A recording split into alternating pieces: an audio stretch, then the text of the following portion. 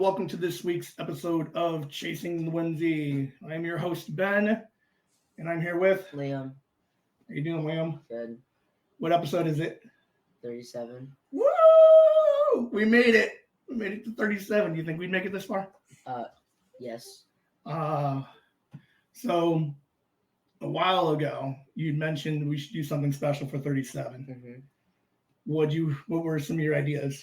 It was just like either Tell 'em Steve Dave or people close to Tell 'em Steve Dave. You're like, well, let's just get a bunch of you skewing TSD people on, right? Yeah. So we asked Ming. He's like, I'll come on. Then we had another guy that we finally locked down. Beard guy, maybe. He might be coming on. And then the one I wanted was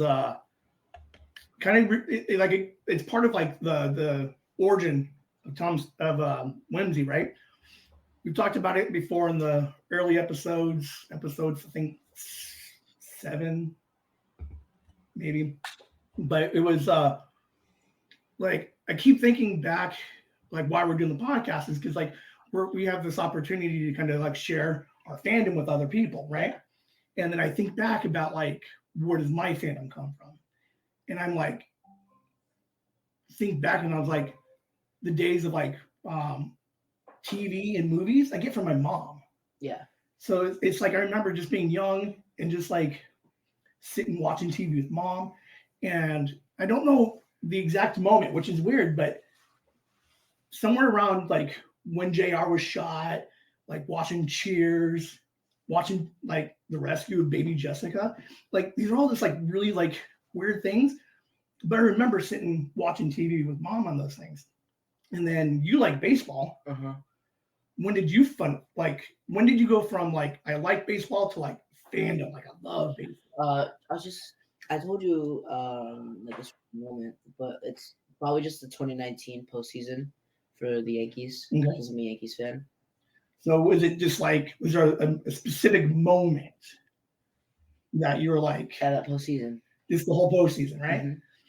Well, what's interesting is the podcasting started with the idea of recording in the car, right?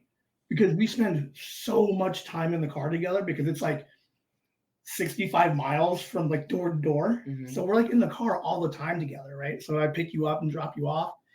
And we had this like really fun, unique bond that you don't have with anybody else. Mm-hmm. And what's really fun about today's guest is I know the exact moment in which it went from just you being 3 in the back seat to being like it's fun because like as kids, like obviously we love kids, but you guys are boring because like there's nothing to connect us. Like you play with cars, I'll play with you. Sure, I get it. But like at what point you grow up and then like that moment where we can like connect on something together. Mm-hmm. And what was interesting was 2013, sitting in the car, I did the exact moment of listening to Tones. I didn't know you were paying attention. And then all of a sudden, I think I got it right here for you. Watch, listen to this. So as I'm driving, you hear, I would assume that you would hear, but you're playing your tablet, you're doing your own thing. And then all of a sudden, like you hear the regular opening. Nice work, CG. Excellent work.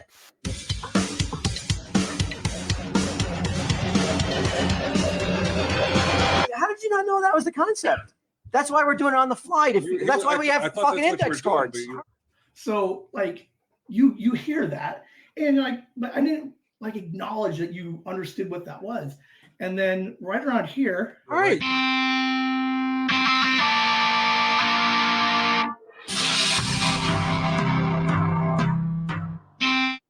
So from the back seat, you were like, "What is that?" And I'm like, "That's Tell 'em Steve Dave."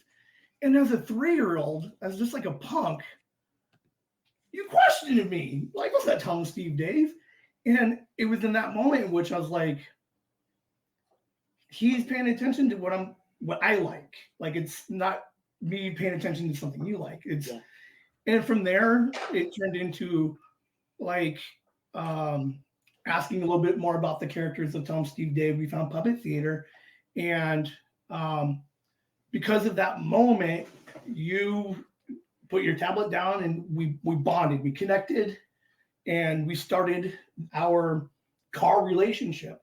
And because of that opening, that's who our guest is today, JSarge. How are you doing? Great. How are you guys doing? Fantastic. JSarge. So nice to meet you, or get to talk to you finally, both you and Liam. I've done some listening. Enjoy your podcast quite a bit. Very cool. I'm a little behind, but I'm catching up. Which is fine. We found a lot of people are about 4 to 6 weeks behind, and we just had the holidays. Everybody was busy. We understand. How were your holidays, by the way? They were a little nuts. They were busy. Actually, that's where my gap is. The details of my job changed a little bit, so I wasn't able. That's where I do most of my listening, and I wasn't able to listen for like 2.5 months. I was doing other things, being managing and whatnot. So that's why I got to catch up now. But yeah, but it was crazy. I'm always glad that the holidays are over. Yeah. So what do you think of the podcast so far? However you're caught up to. Well, I like how you're building this little world where you're bringing in other people and the Yellowstone stuff, and I just like it. It's a nice thing, and it's also a beautiful way to kind of record this time in you and Liam's life, which I think is kind of cool. Yeah, I do like it. I do like the idea, and that's kind of like where the whole thing kind of spawned from, and no idea where it's going to go. We're starting to do stuff on like YouTube. We're recording. I mean, technically there's a video version of this that no one will ever see. So it's kind of fun just to kind of just start recording everything. I do all these live streams. Yeah, I did see your live stream the other day, your first live stream that you put out. Yeah. I have no idea what I'm doing, but it's just kind of fun. The idea of being able to go back and to watch it years later. Yeah. So cool. You do a lot of music for Tell 'em Steve, Dave? Yeah, that primarily it's probably where people would know me from. And you still do it pretty regularly? Yeah, every week, every episode. Okay. I cut the intro. Well, basically, Bryce sends me the clips, and then I cut them into the intro. And sometimes I change it up. And lately, I've actually been using drum fills from Ant. I believe he's from Australia. His name's Elijah Pogrund. Okay. And I wish I had somewhere to plug where he was, but I don't know right now. But send it to me. I'll put it in the comments when we drop the episode. I will. Yeah. So yeah, I do that. Brian made a decision. Brian Johnson, one of the people on Tell 'em Steve Dave, made a decision very early to keep me in charge of in control of how the intro got used. So that's why I'm still around. Yeah. Oh, that's very cool. So yeah. And then you do all the Christmas specials? It kind of depends. I do intros for some of them. I've done. There were kind of some when they switched to doing a lot of when they brought in the new people after Patreon that I didn't do so much, but a lot of times it was me and Declan helping each other kind of figure out what to do, and he's really good at like bringing in all the finding great background music and things like that and sound effects, and so he does a lot of that too. But yeah, mostly when I'm doing music for the Christmas stuff, it's just changing up the intro. The intro. Mm-hmm. What's your favorite Tell 'em Steve Dave project? I think it's TESD TV. Oh, okay. This is my favorite, which is weird because it didn't start out that way, but I really love that. Yeah. That's a fun, obscure project that they did. Liam, what was your favorite project that Tell 'em Steve Dave did? Puppet Theater. We loved. It's funny because I explained some of your stuff for him. He's like, Puppet Theater. Theater.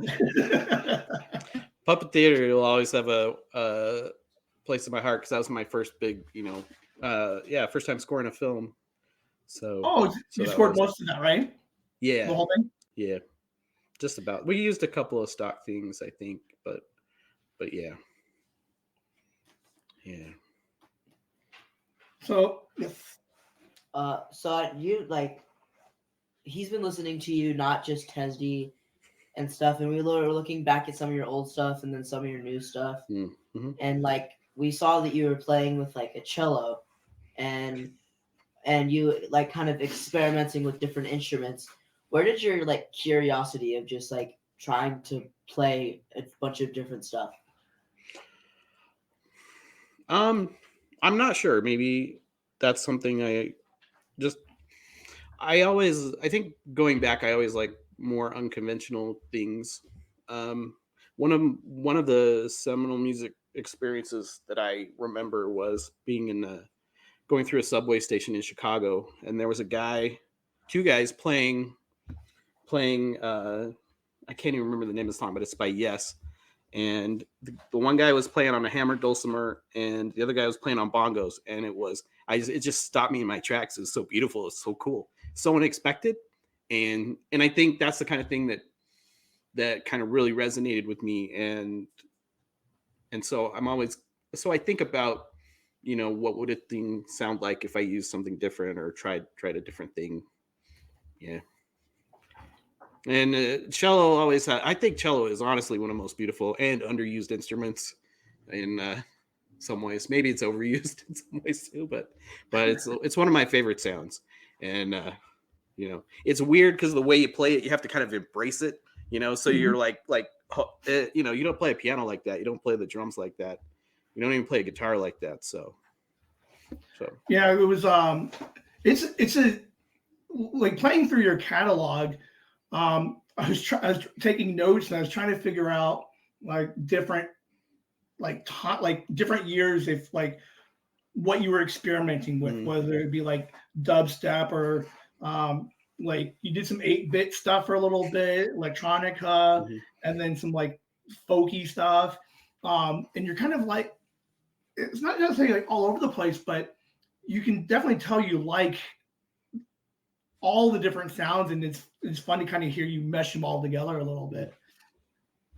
I think if we can, I think like one of the examples, like Liam mentioned on the cello, I think we really kind of fell in love with this song over here. I thank you for letting us, obviously sample some of your music on the podcast. Oh, anytime. I think people would enjoy to kind of hear some of the stuff that you're up to.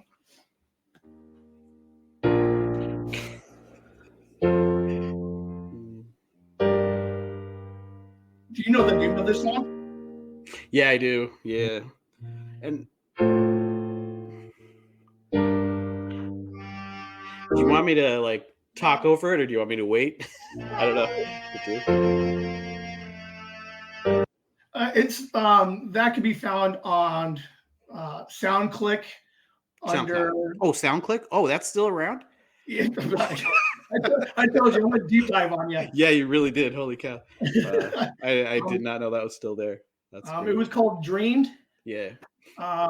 So where does that come from? I think there was a period of time where that it was just dubstep was kind of the thing, and Skrillex was everywhere, and everybody was trying it. That big artists were mixing their stuff with it, and dubstep to me was always kind of cool, but it was very kind of violent, kind of aggressive music, and I was thinking of like trying to like wobble something a little more gently and put it in like somewhere where it just doesn't belong almost, and so that was kind of the origin of that, I think. And just also just trying to see what my own limitations were, trying to figure out how to use it. And I was just making it with the computer synthesizer, wobbling it with my mouse. So yeah. And you do all of your own, like you're only just one man, right? You how does that work? Creating all this music with 5, 6 different sounds or instruments. Well, I do. I can play some piano. I can play a little bass. I can play the drums if nobody's looking. So there's that. But pretty much everything else I do electronically. So yeah. So, so you could like, so you can't play certain instruments, so you just know how to like read music and write music. And then Yeah. Well, I just hear it in my head, and just depending on how it comes about. Sometimes it's I'm playing around with the sound and that gives me the idea or something, but I just, I hear it in my head, and I don't even notate it or write it down. It looks honestly like a spreadsheet with data points on it. This is G, this is A flat, and this is how long it's going to be, and this is what it's going to sound like in the instrument I'm going to use, and things like that. Oh, that's super interesting. Yeah. You should totally record your process a little bit, because I'd really be curious to see what it looks like. Yeah. What kind of equipment do you use, like programs?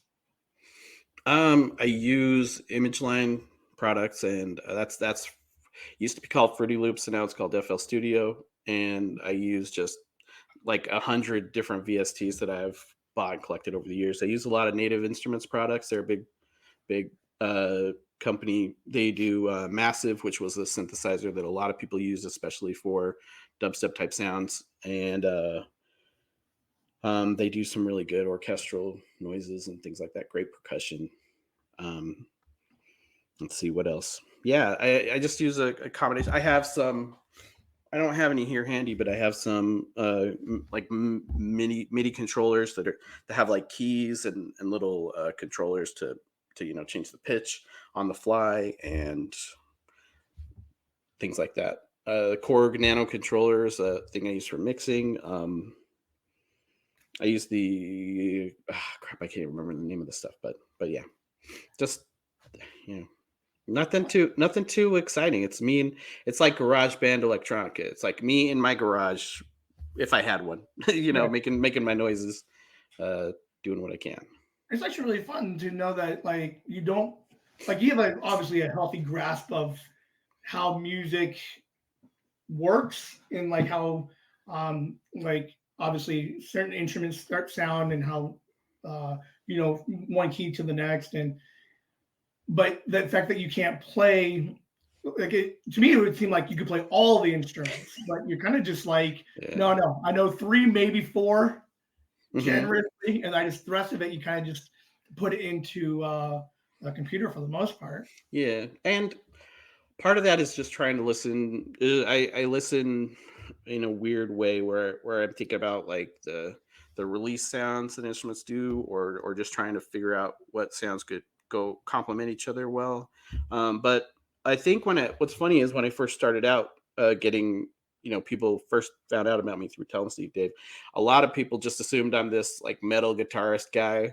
And in that sense, I think I was horribly miscast. Let's just say I'm horribly miscast. I am not that guy at all. I didn't even like or appreciate metal until my youngest. She started really getting into it when she started playing drums when she was 6 or 7, and that was her jam, was metal. But yeah, so everybody has this thing, and I'm this weird computer electronic guy, and I'm super shy, and I can't perform. I don't like being in front of people. So, even this, I really had to amp myself up, like, so. But you're doing fantastic. That's interesting. Yeah. What you got, Liam? I can't hear your handwriting, but I'm guessing. Where did you like really get your interest for music from?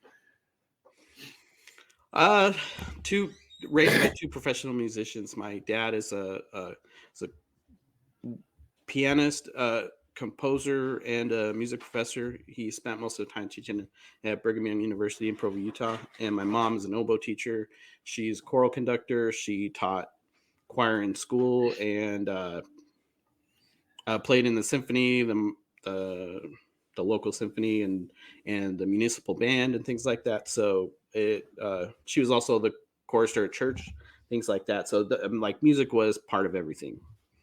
So You kind of just grew up with it. It was just around. So then you Mhm. found like love for it when. it was kind of a journey.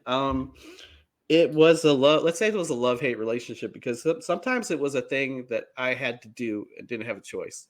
You know, like I had to go to the symphony concert because my mom was playing it, and there was things I liked about it, but there was also things it just kind of felt like another thing I had to do. Some kids that I grew up with had to go up in the mountains one time a year and have to chop wood. I would have to go to the symphony through symphony season and things like that, or countless choral concerts around the community. Or I was not good at performing, so I was terrified of performing, and so I didn't like it always. There was my dad's side of the family. That was the only time I really enjoyed performing, because it was like this weird, they'd get together, it would be this weird kind of Lawrence Welk show kind of atmosphere where everybody would get up and do something. Everybody loved everything he did. And then, but if I was on stage playing my French horn in the band, I felt like with the whole band, I felt like I was 50 miles away from the person next to me, and just it was agonizing. So I actually went away from music for a long time. Because I couldn't see a way to pursue it without having to perform it, at the time. Composition didn't even occur to me. And, even like knowing my dad, how things worked at college, you have to do, if you go to school and study music, you have to perform, you have to do recitals, you have to do all sorts of things like that. And that all just filled me with dread. So I was like, nah. Yeah. Did you ever feel like a pressure to follow in their footsteps?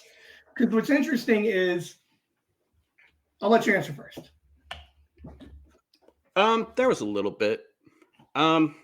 Like, I mean, yes and no. There was. I mean, did I want to play piano? Yeah, I wanted to learn piano. I remember begging to start lessons before my parents wanted me to start.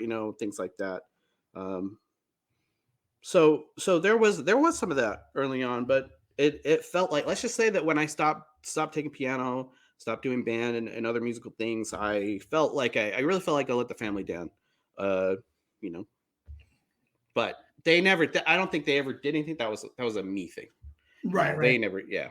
But like my dad, he has this amazing perfect pitch, and everybody who knew my dad would test me to see if I had perfect pitch, and that just became this like, oh no, you're gonna find out pretty quick I'm not my dad. which is a weird shadow to live under, because he's such a cool guy, and I love him to pieces. But it's funny that people who would never know me, except we call it the family curse. I would step onto campus, and people who weren't even my dad's students just knew him. Hey, you're Dr. Sargent's kid, aren't you? It's like, oh yeah. And so they would just assume I'd be great at stuff, or and it's like, Yeah. Well, I think when we were we were emailing, I think my favorite thing that you mentioned about your dad was, because I asked you, I'm like, is your dad Dr. D? And you're like, I only know him as dad.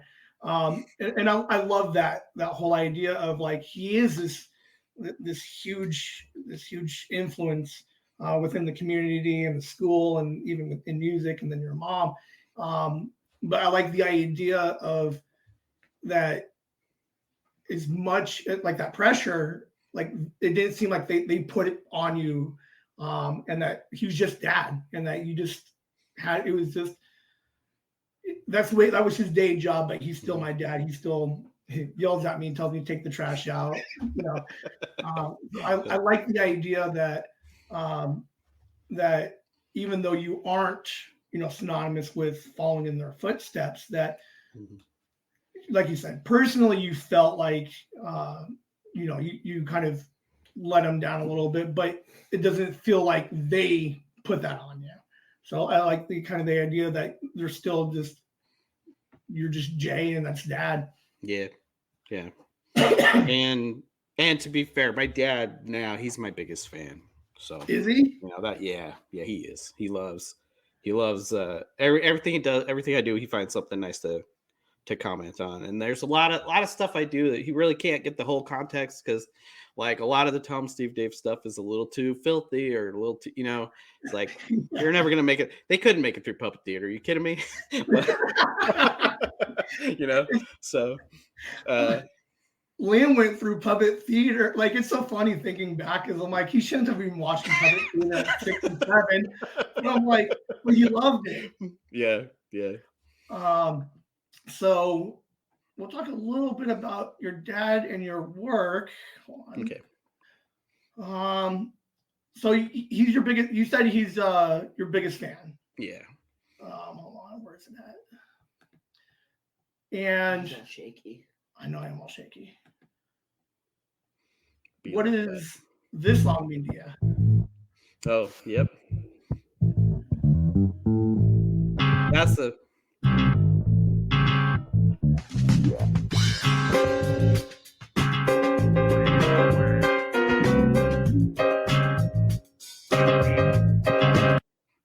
Like, That was the first one we did together. Yeah. That is so cool. and- That was him on the piano, yeah? Yeah. So and what's funny is I really love kind of that kind of funk music and a really strong kind of bass line and a cool bass hook. And so that's the essential me. But also if you just played the piano bit by itself, everybody would know, that's Dave Sargent did that, So and they came together so well. I love that one. Yeah. What genre of music do you prefer to listen to?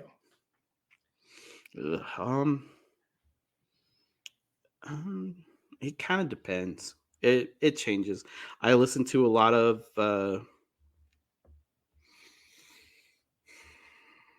shoot.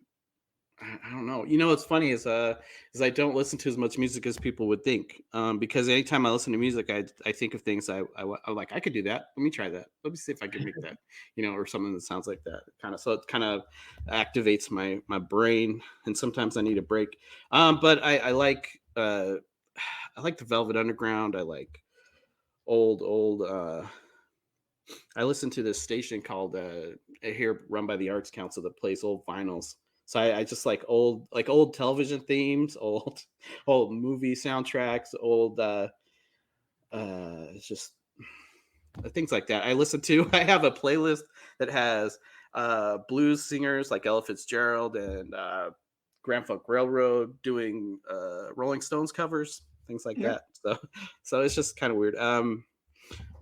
Sometime recently I've gotten into listening to a lot of bluegrass. So it's just I think I have musical ADHD, so it just depends on. Then there's my cat. Hey, bud. Oh, that cat just looked at us. I know, that was so weird. Because I don't think he can hear you, or he would have known that that's where the sound was coming from. that was crazy.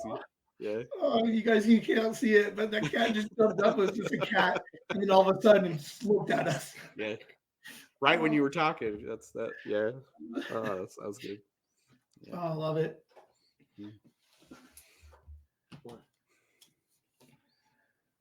So we were talking about this earlier. He mentioned it a little bit, but you tried to write your own movie.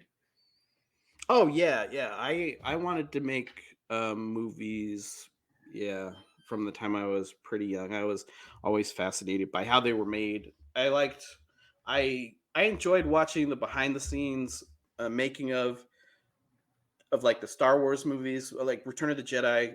There were all these documentaries on TV when I was little about that, and I saw all those before, and they were way more fascinating than the movie ended up being to me. And I liked the movie a lot, but and also it's kind of funny. The Dark Crystal, they had a lot of I don't know if you guys have seen that, but I saw a lot of it, like PBS. There was a lot of PBS on in my home growing up.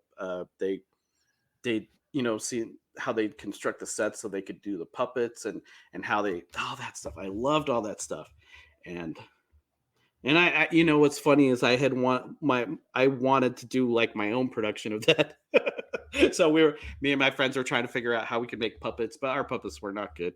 And, you know, we didn't have the drive, the resources to get it done, but yeah. And then, when I was older, I started writing movies. I think, you know, after Clerks came out, that's the first time I was like, yeah, I can do that. Where I stopped having these grand ideas for I need to make a big movie that's gonna, you know, make millions and millions of dollars. I can make a little movie is what's in my DNA, and so I think I started doing that, and I wrote a couple of screenplays, like feature length screenplays, but at the time, I knew we were going to have to make some shorter films to do that. So I actually produced and wrote, directed, produced a couple of short films with my good friend who was the motivator at the time, who was like, yeah, we could do that. He was like, let's just get a camera and make them. And, you know, things like that don't occur to me. So we did. We had like 4 films we were going to make, and then we made 2 of them, and then life gets kind of in the way and things like that. But while I was making those movies, Liam, I realized it was a struggle because I realized that's not something I can do on my own. I was not capable of making movies on my own. I had to rely on other people to show up and help me with the lights, to remind me not to leave autofocus on the camera. You know, I needed people in front of the camera. I needed help, you know, making sets and or not sets, but, you know, set or decorations, things like that, props. And at one point, me and my friend, we were having this discussion where, you know, this one really needed some music, and it was one we never ended up making, but and we were talking about, well, we could get something free on the internet. There's, you know, public domain stuff, or we could try to get somebody's permission to use their stuff. And I had this weird thought that, like, I don't know, at some point it occurred to me, it was like, I could try something, you know, because I kind of could feel the mood of the things, what I needed in my head, and I couldn't imagine going through whatever was online to kind of find that. So that's where I kind of, and he'd given me he gave me a copy of Fruity Loops 3, I think it was at the time, and I started messing around with that, and it just kind of clicked, you know, and then that's all I wanted to do, because that was something I could do by myself, and that I didn't need a budget. I didn't need to, you know, impress anybody with it. It was something that was fulfilling, and kind of let me create and fulfill that part of my life there, if that makes any sense. Yeah. Sorry, that was weird and rambly, I know. It's a journey. No worries. Yeah. It happens. You've seen my live streams. All I do is like, it takes me a couple of minutes to get there. No, I enjoyed it. It was a good answer. Yeah. Let's see. So you said you shot 2 of those films. Were they short films? Yeah, short film. 2 very short films. One of them has the what? Can we see them? Oh, I don't know. I don't know. One of them has the distinction of being the only film, well, that I know of, the first film banned from Provo, Utah First Night Film Festival for content, because it involved death that they felt wasn't family friendly. And, you know, when we submitted it, it was funny because we submitted the movie, and there were multiple people that reviewed it and were like, this is great. This is, you know, this will be fine. And then the day of the festival, you know, family was already coming in to see it and things like that. We get the call where they're like, yeah, we can't show the movie because it's not family friendly. I'm like, okay. So there's that. But that's the closest I ever got to screening it for a real audience. And I don't know what would have happened if we had. What a weird trajectory my life might have taken, or not. Right. I don't know. But were you happy with the film? Like, were you happy with the way it came out? Yes. For I think our budget was like $35 on that. If you don't count the camera that we bought for it, it was all we spent were tapes and some lighting fixtures. And we shot it like all in my apartment, and and things like that. And, people who would work for free. There's me and my friend Pat and another guy, Tom, who was kind of really into film at the time. So we got together and when we had a free night, we would work on it. And yeah, but man, woulda, coulda. Well, if you're ever interested, you're definitely welcome to come on to Whimsy. We'll be happy to screen it with you. We'll throw it behind a paywall. We'll sell some tickets for it. Oh no, I don't know. I don't know if we want to do that. I feel like I would have to pay people. Well, I mean, one of them is very serious and kind of dark. I'll give it that. The other one is supposed to be a comedy. It was kind of based on a real thing that happened at a job interview I had, and just kind of went to a weird place. And you can kind of tell the way the dialogue is and the back and forth of the two characters that are in it, that like, yeah, this is a guy that watched a lot of Clerks and Mallrats and stuff, and cleaned it up for like a family audience so his parents could see the movie. but yeah, I don't know. Well, I'll think about it. We'll see. Okay. Yeah. Hey, I'll take that. Okay. All right. Lynn and I were looking into some video projects now that we got the video stuff. Are you familiar with like ARGs or analog horror? Mm-hmm. Like we want to try to come up with some kind of like internet YouTube like analog horror story, or like maybe like some kind of like ARG. So we're kind of like that same idea of like, what can we create for like $35? Like we bought a camera, and then this and throughout the house, like what kind of weird, creepy things can we do? So I like the idea of that whole independent like film, podcasting, music, of just being like, it doesn't have to be that big production. It doesn't have to be Star Wars. We can make these little things. But I'll keep you in the loop. Do you do any small projects with other podcasts or yourself? I've been involved with a couple of other podcasts in the past, and what's funny is I actually have a friend that I did named Dan, who I was on his podcast for a while, Imagine If You Will, where he was going through the Twilight Zone episodes. Okay. And he was like the guy, he was like the expert, because he had seen all the episodes, he's read the books, and I just kind of was a person who we kind of bonded over. He had me make his intro, and that's actually one of my favorite intros, because it's remixing the Twilight Zone, and which was what formative music. I used to like, after my parents watched MASH at night, the Twilight Zone theme would kick on, and it was so tantalizing, but I wasn't allowed because I was so little. And I was supposed to be in bed anyway, but I would sit at the bottom of the stairs and listen to it, because they didn't watch the show, but sometimes they would fall asleep and the show would just stay on. And I would hear episodes and, oh man, just be like terrified at the bottom of the stairs. Like, but so we still, while the podcast isn't going right now, we still talk. We actually have talked about maybe doing some film in the future and stuff like that, but it's hard. It's hard with time, being a grown up, and you have to really commit. And I don't know. Absolutely, there are things I want to do, and I need to get off my butt and do them, basically. So I love the idea of you guys doing small budget horror. That's one of my favorite things in the world. I love, like on the internet, I love creepypastas and things like that. So there's so much potential, just everything around to be a little scary and stuff like that. So yeah, and if there's anything I can do to help with that, I will do what I can. Oh, definitely. I'll keep you. There's one that we're trying to work. Definitely in the summer. Mm-hmm. It's going to get a little bit easier, because we'll have more time to, get all set up and everything, start shooting a couple of things. But I'd definitely be happy to kind of loop you in a little bit, collab a little bit, get some of your feedback, and just to kind of, it's going to be my passion project for the summer.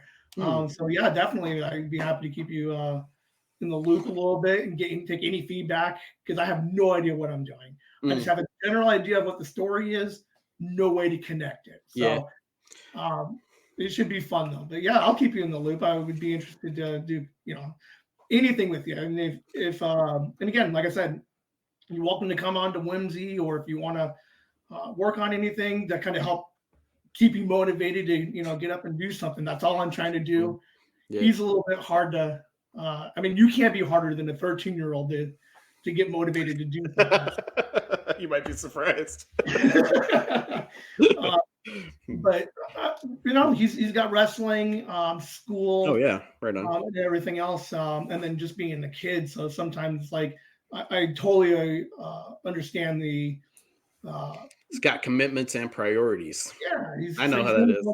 Yeah, like he wants to sit and play silly horror games with dad, running around the bedroom in the dark. Yeah, He's like, that's I'm awesome. can't wait. So, but yeah, he's so. We should definitely get a JSarge and Whimsy collab We're project doing that right now. Yeah, I know you guys. I always felt bad because you guys asked me about an intro, and I've thought about it a lot. And so if I can get it kind of wrapped around my brain, I will get that to you. That's something I want to do for you guys because you guys have been really cool, and I love what you do so much. So. Well, and I like, and part of the reason why I reached out to you, not just, oh, hey, thanks because of the, getting me and my kid to bond over something, is you like your kids. You would do stuff with your kids, right? With the Overkill, the Don't Speak Big Overkill stuff. Yeah. You have the one on SoundCloud. You have the 20 minutes of you guys doing all your outtakes. Yeah.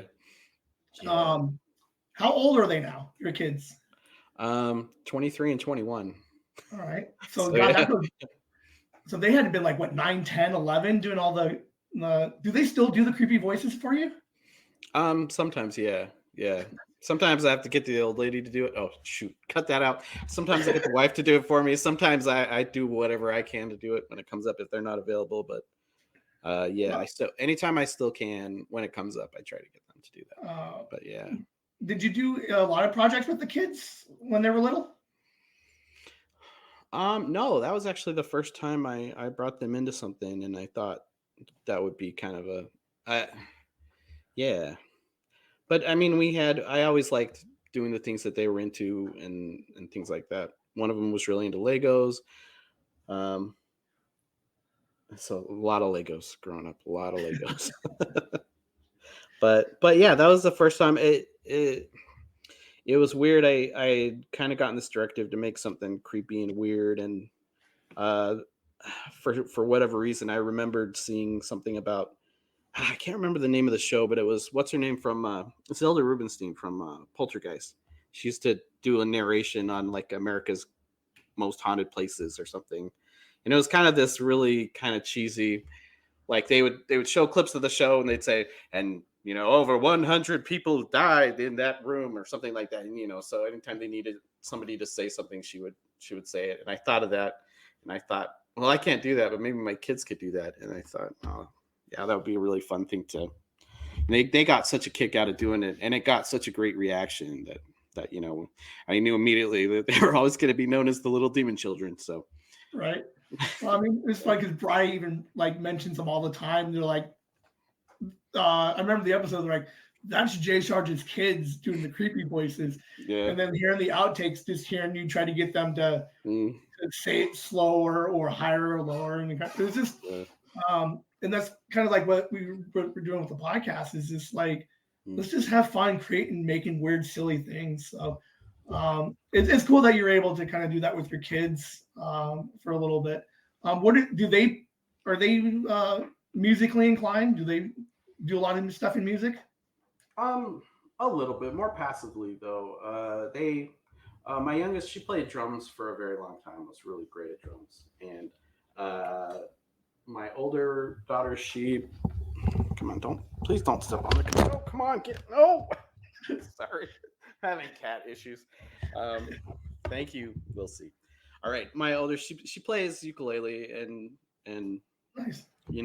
She likes to we like to sing together when she brings it out and things like that, but nothing like never really wanted to study music. Well, except my youngest, when that's a whole thing I can't get into. But I was always torn between, do I push them into this or do I try to kind of support the things that they're more interested in? And so I kind of tried to do that, and we'll see if that worked out for the best or not later, I guess. But parenting. Yeah, I am rambling so much, man. No, you're good. Oh. Where could we like plug you at? Where could we show your stuff? Oh.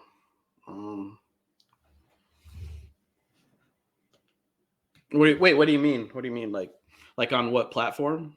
Yeah. If anybody wants to hear some of your music, wants to hear a little bit more of your stuff. Oh yeah. Well, I have lots of stuff on Bandcamp. I have lots of stuff on SoundCloud, and I briefly went through a phase where I was putting stuff up on YouTube, but it's a thing. But so there's a little bit up there too. But so those are the things. Yeah. What name do we search? Oh, Remedial M-Theory. That's Remedial M-Theory. That's the name of my musical project. Yeah. Very cool. And you got a new album coming out soon? Yeah,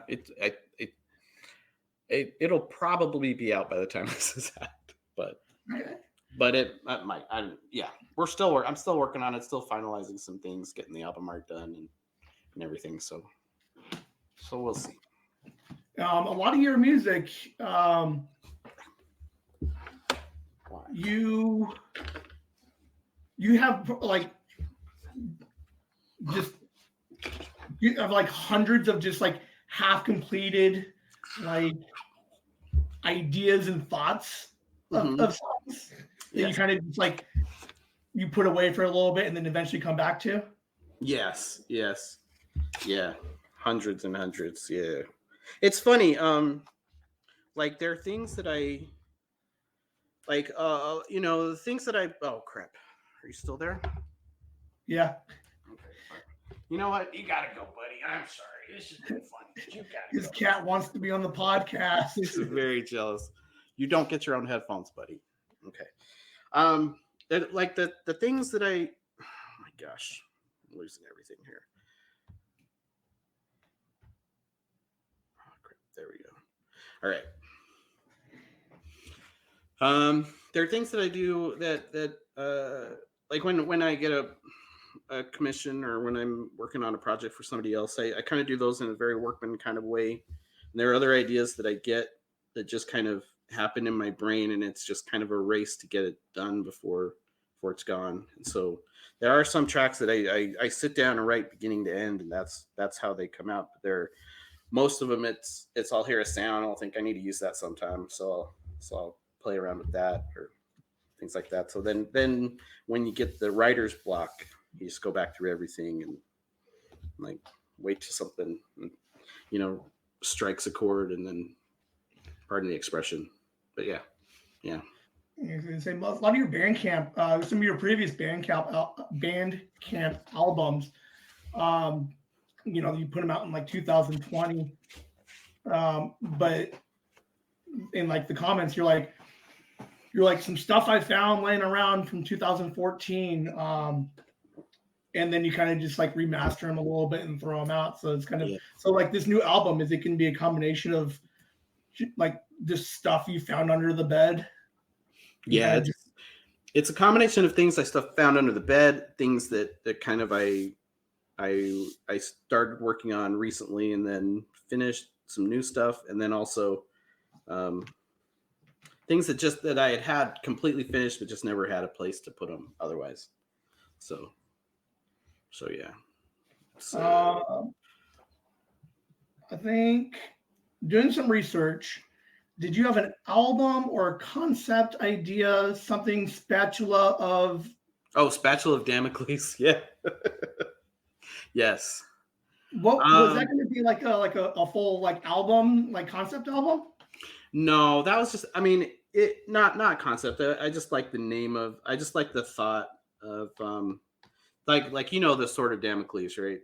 That's I feel like most of us will never have that, but it feels like we have like the spatula that just like is hanging over our head, and we, one day it's just like bam, done, or bam, this is how it is now, things like that. So I just thought it was a funny name that I liked, but it was, I think, my third or fourth complete album that I had finished. It wasn't something I ever published anywhere or anything like that, but I gave it to my friends at work. They liked it, but it's just but I know it didn't have anything deeper as a whole thought beyond that. Because there's a couple of songs I found from the album, and I was like, oh, where's the rest of it? Oh. And I was deep dive looking for it, and I can't find it anywhere. Wiki's like, I don't know what you're looking for. Bored of. Yeah. I think I was going through some dark times. I mean, there was a lot. I mean, I think the next album after that is literally called Worm Food. Yeah. So I was thinking a lot about existential crisis and stuff. So yeah, we all been there. Yeah. We'll deep dive on those next time because we've all been there. But I think that's all we got for you for today. I thank you for coming on to our episode 37. Yes, of course. Yeah. We'll hope to get you back. Keep us updated. 137. 137. Hell yeah. Yeah, I will be back anytime. It was great being on, and keep on keeping on, guys. Yeah, definitely. And then as soon as you drop the album, we'll be happy to go ahead and we'll tag it, we'll tweet it, we'll get the people out there. You'll probably be on Bandcamp. Yeah, it'll be on Bandcamp. Yeah, very cool. Well, I'm gonna try to. I promise I'm gonna try to get some of the tracks up on YouTube, but I don't know when that's gonna happen. So we'll see. What holds you back from putting them up there? It's like one more thing I got to do.